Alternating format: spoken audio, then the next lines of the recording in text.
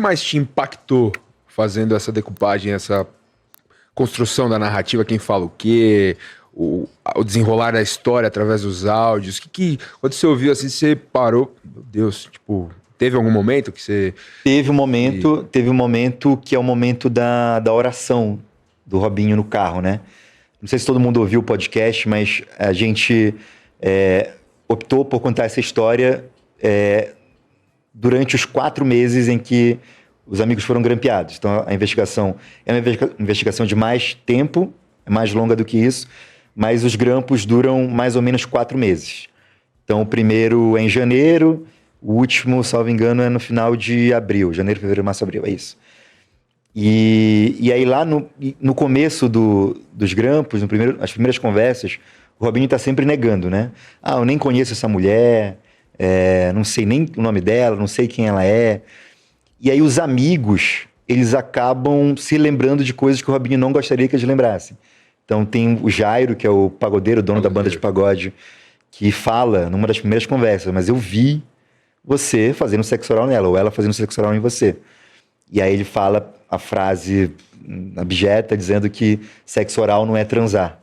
É como se aquilo não significasse um ato sexual. Tem aí falou do Jairo, os áudios dele com aquela amiga, que são estarrecedores. E ele, o Jairo, fica muito claro que o Jairo, pro Robinho, dizia uma coisa, né? Como se aquilo não fosse nada, não fosse muito grave. Era uma passadinha de pano. Dava uma passada de pano pra ele, mas pra amiga, ele falava outra coisa, né? E aquelas conversas com a amiga foram fundamentais para os italianos terem certeza de que aquilo foi um estupro, né? O Jairo, que é uma testemunha... Ele fala dizendo nominalmente. Todas as letras que aquilo foi um estupro.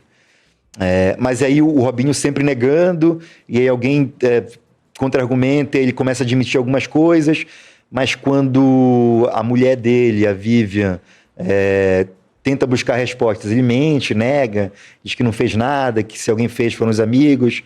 Então ele passa o dia inteiro negando. E aí, nesse dia, ele conversa com os amigos no telefone. Agora eu não lembro se ele conversa com o Falco, ou com o Ricardo Falco, que estava na Itália, ou com alguém no Brasil, sempre negando tudo, sempre dizendo que nada aconteceu. E desliga o telefone, e é muito curioso, assim, porque nos áudios, a gente pegou vários áudios, né? E a polícia grampeou o telefone dele e o carro dele. Então, tem algumas conversas duplicadas. Você abre um arquivo...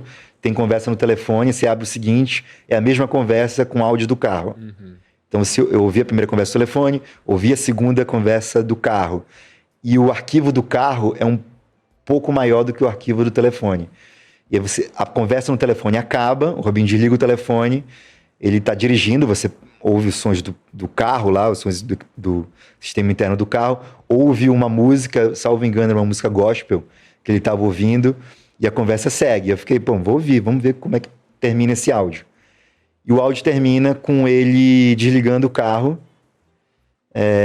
e fazendo uma oração, falando com Deus. Durante aquele dia inteiro, ele tinha negado para todo mundo que ele tinha feito alguma coisa. Quando ele fala com Deus, quando ele faz uma oração, ele pede perdão e ele admite que fez alguma coisa com a Mercedes, com a vítima. Era uma situação em que ele imaginava que ele podia ser sincero, porque ele estava falando com Deus, que ninguém estava ouvindo ele, mas a polícia, a justiça, os promotores, estava todo mundo ouvindo, porque o carro também estava grampeado. Então aquilo me impactou muito, né? É meio que uma reviravolta no caso, né? O cara estava negando para todo mundo o dia inteiro, mas quando ele se vê ali sozinho, acha que ninguém está ouvindo, ele admite que realmente fez mais do que deveria. E não admite que tenha estuprado a Mercedes, isso... Ele, acho que nunca admite, jamais vai admitir, porque acho que na cabeça dele o que aconteceu ali não foi um estupro.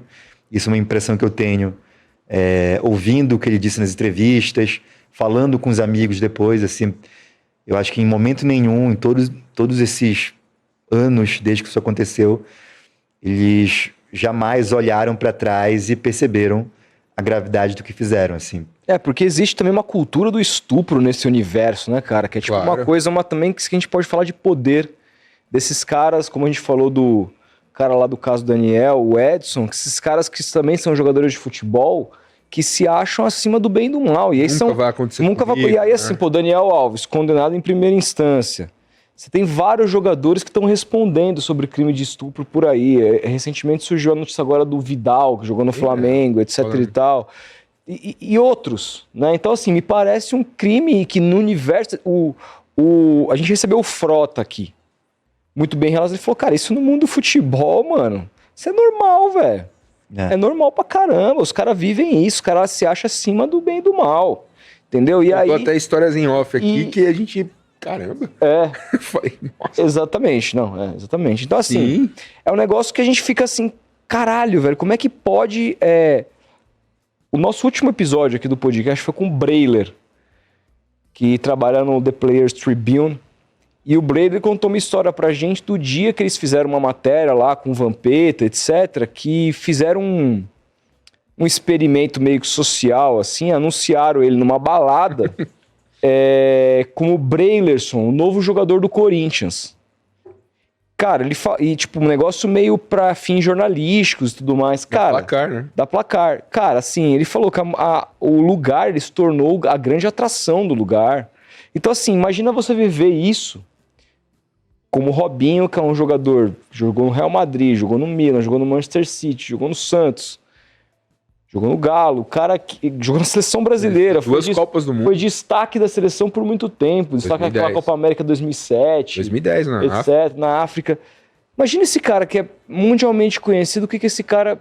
Se o Brailerson se sentiu daquela maneira numa balada, imagina como que esses caras se sentem, assim. Então, assim, é realmente pra gente discutir essa questão da masculinidade tóxica, assim, porque... E agora, uma outra coisa que me chamou muito a atenção, porque depois que o Robinho é condenado, inclusive em última instância, ele estava aqui no Brasil, era praticamente um foragido da justiça italiana, e nada o Brasil podia fazer, porque não pode extraditar naturais, tem aquela regra que está na Constituição, e o Robinho ficava por aí, jogando futevôlei, deu uma declaração outro dia na Portuguesa Santista, falando que se os caras quisessem, ele jogaria, etc e tal. Aí você via senhor Diego Ribas ao lado dele na praia, Lucas Lima jogando com ele lá na Portuguesa Santista, inclusive.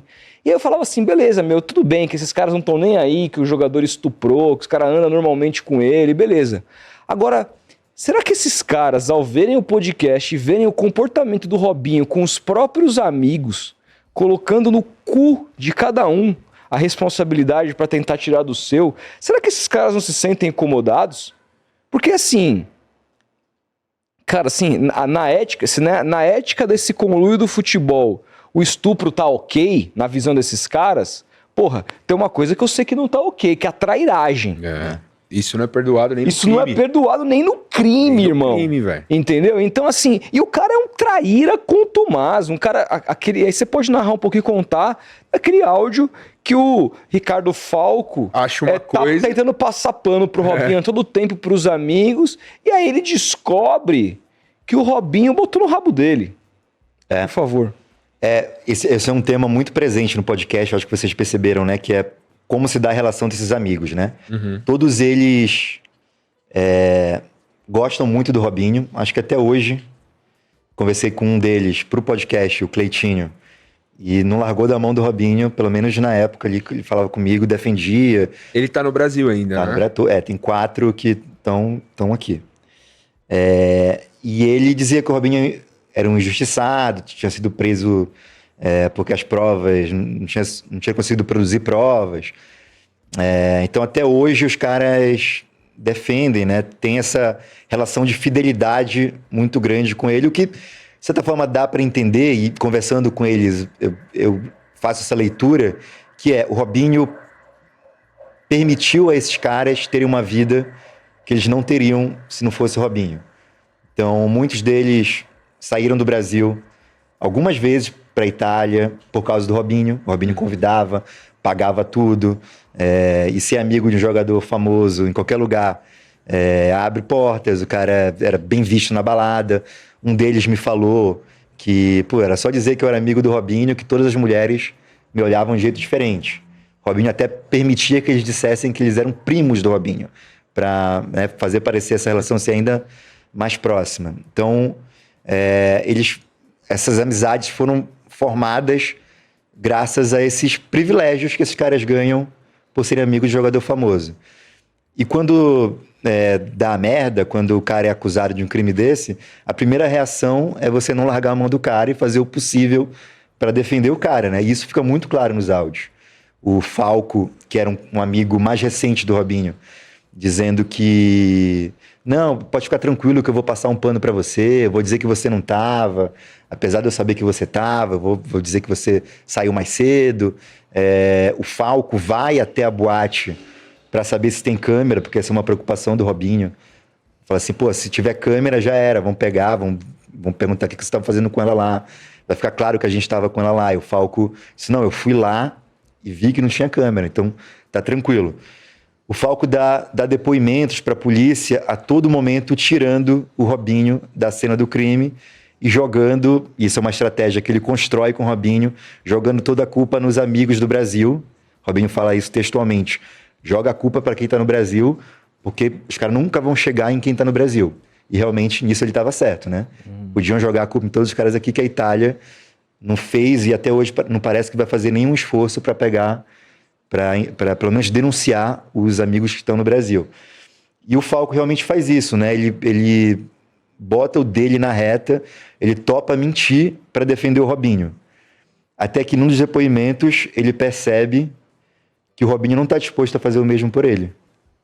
Porque no primeiro depoimento que o Robinho dá, ele diz claramente que ele não confia no Falco, que ele acha que o Falco está mancomunado com a Mercedes, com a vítima, que manipulou a vítima, porque eles eram amigos, né? Eles se conheciam. O Falco era o contato da Mercedes com aquele grupo.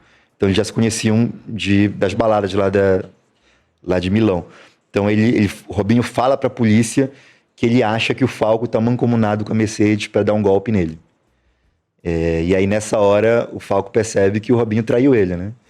E aí tem um áudio que acho que vocês lembram, que é o Falco confrontando o Robinho. Sim. Dizendo assim, eu acho que esse áudio me chamou eu acho que o seu advogado... E é até isso, quando ele vai confrontar o Robinho... Ele fala do advogado. Ele fala do advogado, ele não tem coragem de encarar o Robinho. Ele fala que é o advogado e o Robinho fala isso. Ah, não, isso é coisa de advogado, é defesa de advogado, não fui eu. E até nessa hora, mesmo ao se ver debaixo do ônibus, atirado pelo Robinho, o Falco ainda tem medo de confrontar ele, né? Porque também, e aí tem um áudio que mostra isso, o Robinho estava tentando cozinhar essa relação. Não sei se vocês lembram, o Falco disse que quer sair da Itália. Eu acho que isso tem a ver também com as investigações. Ele quer ir na época ele fala que ele quer ir para os Estados Unidos, e aí ele pede para o Robinho conseguir alguma coisa para ele, e o Robinho vai dando esperanças para ele. Fala assim, eu tenho um amigo que pode conseguir um emprego para você, tá aqui o telefone dele, liga para ele lá, de repente posso até te dar uma grana para você começar lá e tal. Então o Robinho, talvez calculando qual o preço da fidelidade do Falco, começa a dizer que vai ajudar o cara nessa nova vida que ele tá querendo fazer nos Estados Unidos. Mas, de fato, já tinha traído ele, né? Se o Robinho pudesse colocar toda a culpa no Falco e tirar o dele da reta, eu acho que ele faria sem pensar duas vezes. E depois a gente sabe, conversando com o Falco, assim, eu nunca conversei diretamente com ele. Tentei várias vezes, mas ele nunca topou falar comigo. Ele deu uma entrevista para a Record depois, mas comigo ele nunca topou falar comigo. Eu falei com advogados dele, com gente que conhece ele, e eu tive a impressão que o Falco, agora, depois de todo o tempo, já convenceu que o Robinho o traiu. Finalmente, depois de anos, ele se convenceu que foi traído pelo Robinho, mas nos áudios isso não está claro. Nos áudios, até o último momento, ele acha que o Robinho vai defendê-lo, e o Robinho não tinha nenhum interesse em defender o Falco. Ele só tinha interesse de se livrar. A própria mulher do Robinho falava isso. Tá preso, não tá? Tá preso. No mesmo lugar que o Robinho? Sim. Caramba. Hoje eles são companheiros, né? Caramba. Não sei se veio, não sei qual é a relação dos dois ali. Mas tá preso.